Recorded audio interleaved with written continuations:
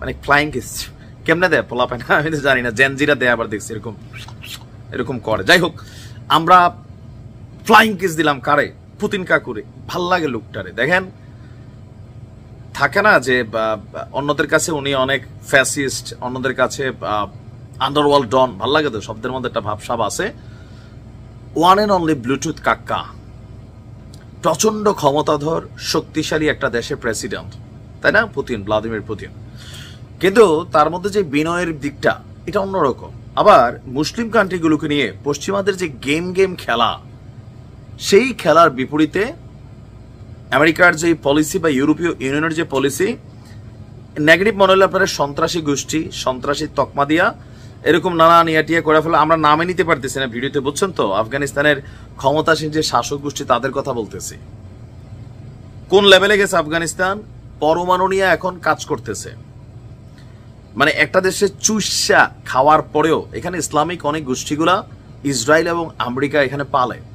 এই সকল কিছুর বিরুদ্ধে লড়াই করে তারা তাদের যে ইকোনমি, যে ওয়ার্ল্ড ওয়াইড কানেক্টিভিটি, বা ধরেন গাড়ি বানাচ্ছে, অনেক কিছুই আমার কাছে ভালো লাগে। তবে একটা জিনিস ভালো লাগে না, এখনো কিছু জায়গায় খুব কট্টরপন্থী মেন্টালিটি রয়েছে নারী শিক্ষার বিষয়ে। এটাতে তাদের ছাড় দিতে হবে, মেয়েদের পড়াশোনা করাইতে হবে, ঠিক আছে? আপনি ইসলামিক আইন ফলো করান, কিন্তু শিক্ষা বন্ধ করা যাবে না। আর হচ্ছে বাল্য বিবাহ, এই দুইটা জিনিস অ্যাভয়েড করা, বাকি যা আছে ফাইন, এগুলোর একটু ডেভেলপ করতে হবে।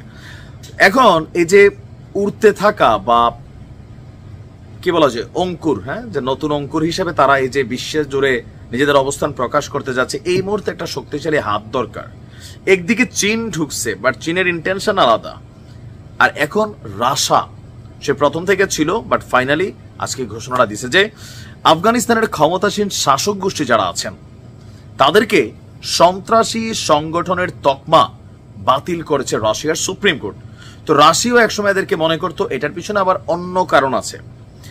দেশটির এই ডিফ্যাক্টো শাসক গোষ্ঠীর সাথে রাশিয়ার বন্ধুত্বপূর্ণ সম্পর্ক গড়ে তোলার লক্ষ্যে গতকালকে রুশ সুপ্রিম কোর্ট এক রায়ে এমন সিদ্ধান্তের কথা জানিয়েছেন।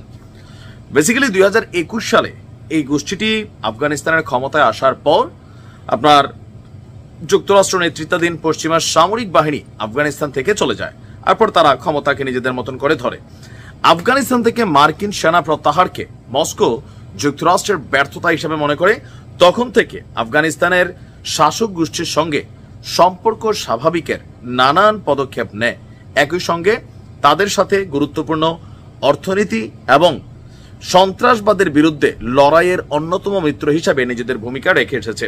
রাশিয়ার সুপ্রিম কোর্টের বিচারক ওলেগ নেফেদভ তিনি বলছেন, সন্ত্রাসীবাদী হিসাবে স্বীকৃত সংস্থাগুলোর রুশ ফেডারেল তালিকায় অন্তর্ভুক্ত বর্তমান যে ক্ষমতাসীন গোষ্ঠী আছে তাদের কার্যক্রমের উপর অতীতের আরোপিত যে নিষেধাজ্ঞা সেটা স্থগিত করা হয়েছে। তো এই সিদ্ধান্তের ফলে আফগানিস্তানের জনগণের রাশিয়া আসা যাওয়া, ব্যবসা বাণিজ্য, দ্বিপাক্ষিক সম্পর্ক, নিরাপত্তা, অনেক কিছু, এমনকি আফগানিস্তান খনিজ সম্পদে ভরপুর একটা দেশ, অর্থনীতি দুর্বল।